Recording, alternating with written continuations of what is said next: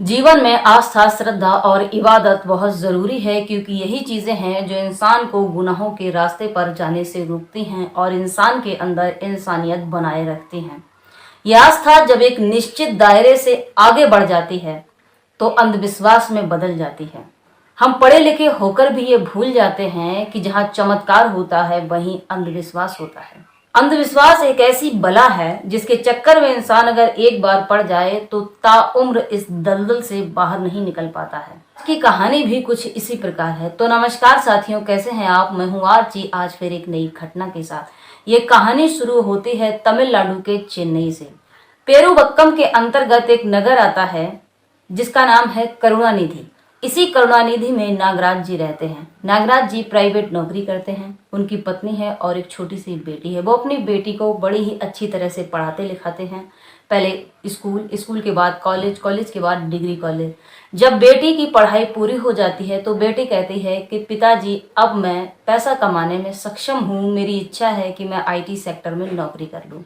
इस पर पिताजी कहते हैं, ठीक है, अगर तुम्हारी यही इच्छा है तो तुम IT सेक्टर में नौकरी कर लो। पिताजी भी इधर प्राइवेट नौकरी कर रहे थे और बेटी भी IT सेक्टर में नौकरी कर रही थी। धीरे धीरे समय गुजरा तो पिताजी का धर्म की तरफ आकर्षण हुआ। पहले वो सुबह पूजा पाठ किया करते थे, अब शाम को भी पूजा पाठ करने लगे। समय और बीता तो पिताजी का और ज्यादा धर्म की तरफ ध्यान होने लगा। अब वो दोपहर में भी पूजा पाठ करने लगे। पिताजी धर्म की तरफ जुड़ते जा रहे थे, खिंचते जा रहे थे। समय और बीता तो उन्होंने अपने घर के बगल में थोड़ी सी जगह खरीदी और वहां एक मंदिर बना दिया। अब वो सुबह शाम उस मंदिर में दीपक जलाते, वंदना प्रार्थना करते, आरती करते। कुछ दिनों बाद पिताजी का मन और ज्यादा धर्म की तरफ आकर्षित होने लगा। फिर उन्होंने वो नौकरी छोड़ दी और सारा दिन ईश्वर की भक्ति में, भजन, प्रार्थना, वंदना में मग्न होने लगे। उनकी इस स्थिति को देखकर और मंदिर को देखकर आस पड़ोस के लोग भी मंदिर में आने जाने लगे। इसके बाद नागराज जी उन लोगों को धर्म से संबंधित उपदेश देने लगे। कभी कभी किसी के विषय में कोई भविष्यवाणी भी कर दिया करते थे। इस तरह से समय बीत रहा था। फिर नागराज जी का मन और ईश्वर की श्रद्धा में खिंचा तो उन्होंने अपनी पत्नी से कहा कि मैं मंदिर मंदिर घूम कर आता हूँ। फिर वो कई जगह मंदिर मंदिर घूमने लगे। सुबह निकल जाते मंदिर घूमने के लिए और शाम को वापस घर आ जाते। फिर सुबह घूमने निकल जाते मंदिर के लिए और शाम को वापस घर आ जाते। 2-4 दिन ऐसा करते हैं। इसके बाद फिर अपने मंदिर में बैठते हैं और पड़ोस के लोगों को बताते हैं कि उन्होंने इस मंदिर में इस भगवान से बात की, उस मंदिर में उस भगवान से बात की और भगवान से उनकी इस तरह से बातें होती रहती हैं। भगवान उन्हें साक्षात दर्शन देते हैं, प्रवचन सुनाते हैं और ये जीवन मरण का जो चक्र है उन सब के विषय में वो मुझे बारीकी से समझाते रहते हैं। इसलिए मेरा इस मोह माया से अब मन हट चुका है। अब मेरी आत्मा परमात्मा में लीन हो गई है। लोगों को नागराज जी की बातें अच्छी लगती हैं। वो प्रवचन सुनने के लिए अब अक्सर मंदिर में आने जाने लगे। अब नागराज जी अपने मंदिर में सुबह शाम भगवान की वंदना आरती करते और इधर अपने पड़ोसियों को भगवान के दिए हुए प्रवचनों का श्रवण भी करवाते। समय और बीतता है तो अब वो अपने पड़ोस में ये चर्चा करते हैं कि भगवान ने कहा है कि मैं अमर हो गया हूँ। यदि मैं अपनी स्वयं की मृत्यु से पहले ही मर गया तो मैं अमर हो जाऊंगा। इस तरह की बातें जब आसपास होने लगी तो लोगों का आकर्षण नागराज की तरफ ज्यादा होने लगा और कहा कि इन्हें कोई दैवीय शक्ति प्राप्त हो गई है, इसलिए ये सबको अपनी तरफ इतना मोहित कर लेते हैं, इतना आकर्षित कर लेते हैं। इधर बेटी भी IT सेक्टर में अच्छी खासी नौकरी करने लगी थी तो घर का गुजारा भी ठीक ठाक से हो रहा था। बेटी सुबह अपने काम पर निकल जाती और शाम को वापस अपने घर आ जाती थी। इधर नागराज की पत्नी भी नागराज के साथ सुबह शाम पूजा पाठ भी करवा देती थी। उनके लिए अच्छे प्रकार से खाना पीना भी तैयार कर देती थी। कभी कभी यदि उनके पास समय होता था तो ईश्वर के लिए माला और पूजा की थाली भी तैयार कर देती थी।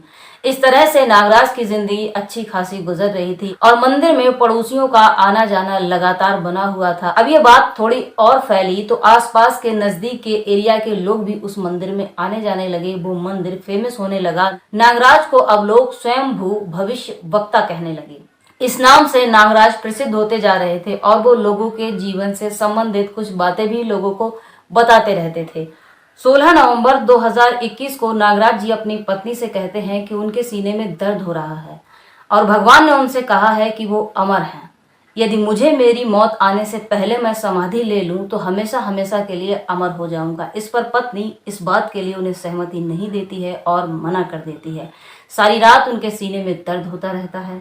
वो बार बार अपनी पत्नी से कहते हैं कि मुझे समाधि दे दो, मैं जीते जी मिट्टी में दफन होना चाहता हूँ, तुम मुझे जिंदा ही दफन कर दो। 2-2.5 घंटे बाद मैं बिल्कुल सही सलामत इस जमीन से निकलकर वापस आ जाऊंगा। तुम देख लेना, अगर तुम ऐसा नहीं करोगी तो मैं सच में मर जाऊंगा, फिर तुम मुझे कभी दोबारा से देख नहीं पाओगी। ये बातें जब उनकी पत्नी के दिमाग में घूमने लगती हैं तो कहीं ना कहीं अपने पति की बातों से प्रभावित हो जाती हैं। इसके बाद नागराज की पत्नी तकरीबन 10 बजे 2 मजदूरों को बुलाती हैं और कहती हैं उन्हें लैट्रिन के लिए एक टैंक खुदवाना है। 2 मजदूर मिलकर टैंक को खोदने लगते हैं। जब टैंक थोड़ा गहरा खुद जाता है तो नागराज की पत्नी कहती है बस इतने ही गड्ढे की जरूरत है। इसके बाद वो मजदूर अपनी मजदूरी लेते हैं और वो वहां से चले जाते हैं। मजदूरों के जाते ही नागराज जी उस गड्ढे में लेट जाते हैं और अपनी पत्नी से कहते हैं कि अब मुझ पर मिट्टी डाल दो, मुझे जिंदा ही दफन कर दो, देखना तुम थोड़ी देर बाद मैं कितनी जल्दी यहाँ से वापस निकलता हूँ अमर होकर के। पत्नी को कहीं ना कहीं ये डर था कि कहीं वो अपने पति की बातों में आकर कुछ गलत काम तो नहीं कर रही है, लेकिन पति बार बार फोर्स कर रहा था कि वो अमर हो चुका है। उसे खुद भगवान ने आकर ये बात कही है कि अगर वो अपनी निश्चित मृत्यु से पहले ही समाधि ले लेगा तो वो हमेशा हमेशा के लिए अमर हो जाएगा। इस कश्मकश में नागराज की पत्नी बार बार गुजरती रहती है। उन्हें समझ में नहीं आता है कि वो करे तो क्या करे। उधर उनका पति भी बार बार फोर्स कर रहा था। इस पर वो अपने पति की बात मान लेती हैं और उन्हें कब्र में दफन कर देती हैं। पति के दफन हो जाने के बाद 15-20 मिनट बाद वो बार बार उस जगह की तरफ देखती हैं कि अभी ये अमर होकर निकल रहे हैं, अभी ये अमर होकर के निकल रहे। तब तक शाम हो चुकी थी। अब बेटी भी आईटी सेक्टर से काम करके वापस घर आ गई थी। बेटी के घर आने के बाद उसने देखा कि मंदिर में भी पिताजी नहीं है और घर में भी पिताजी नहीं है। तो उसने अपनी माँ से पूछा कि माँ, पापा कहाँ है? मुझे मंदिर में भी नहीं दिखे और घर में भी नहीं है, क्या आपको बता कर गए हैं? तो माँ कहती है यहीं कहीं होंगे, किसी पड़ोसी के यहाँ बैठे होंगे, मुझे अभी नहीं पता वो कहाँ है। धीरे धीरे समय गुजरता है। बेटी को पिता की गैर मौजूदगी खलती है कि ऐसा कभी नहीं हुआ कि शाम के समय जब वो घर आई हो उसे पिता न मिले हों। पिताजी को फोन करती है लेकिन फोन वहीं घर में ही रखा था। इसका मतलब पिताजी फोन लेकर भी नहीं गए थे। अब बेटी और ज्यादा परेशान होने लगती है। लेकिन माँ बार बार गड्ढे की तरफ देख रही थी कि अभी इसके पिताजी निकलेंगे अमर होकर के, लेकिन ऐसा कुछ नहीं हो रहा था। बेटी ने जब बहुत फोर्स किया तो माँ ने अगले दिन सुबह बताया कि उसने उसके पिता को इस गड्ढे में दफना दिया है। पिता कह रहे थे कि वो अमर हो चुके हैं, अगर वो अपनी निश्चित मृत्यु से पहले समाधि ले लेंगे तो अमर होकर के बाहर निकलेंगे। बेटी को अपनी माँ पर बड़ा गुस्सा आता है। वो तुरंत पुलिस को इन्फॉर्म करती है। पुलिस आती है, पड़ोस के लोग आते हैं, गड्ढे को खोदा जाता है। गड्ढे को खोदने के बाद नागराज जी की डेड बॉडी को निकाला जाता है। पुलिस शव को कस्टडी में लेती है और पोस्टमार्टम के लिए भेज देती है। इसके बाद नागराज की पत्नी से पूछताछ होती है। नागराज की पत्नी कह देती है कि मैं बड़ी ही कश्मकश में थी, मुझे खुद ही नहीं समझ में आ रहा था मैं करूं तो क्या करूं। 2 दिन से इनके सीने में दर्द हो रहा था। ये बार बार मुझे फोर्स कर रहे थे कि मुझे तुम जिंदा दफना दो, मेरा दर्द ठीक हो जाएगा, मैं अमर हो जाऊंगा, इस गड्ढे से मैं जिंदा खुद ही निकलकर बाहर आऊंगा। फिलहाल इस समय नागराज जी की पत्नी को पुलिस अपनी कस्टडी में लेती है और उन्हें अपने साथ लेकर के चली जाती है। अब इनके साथ क्या होना है ये तो पुलिस जाने। हम इतने पढ़े लिखे होने के बावजूद भी इस तरह की घटनाओं में अपना योगदान दे तो ये अंधविश्वास नहीं है तो क्या है। पूरे घटनाक्रम को सुनाने का केवल एक ही उद्देश्य था कि आप लोग अंधविश्वास को समझें और अंधविश्वास से दूर रहें। ये वीडियो आपको पसंद आया है तो इसे लाइक करें, शेयर करें और चैनल को सब्सक्राइब करें, क्योंकि आपका एक लाइक, शेयर और सब्सक्राइब हमारे लिए महत्व रखता है। तो खुश रहें, खुशियां बांटें और अपना ध्यान रखें। Thanks for watching this video.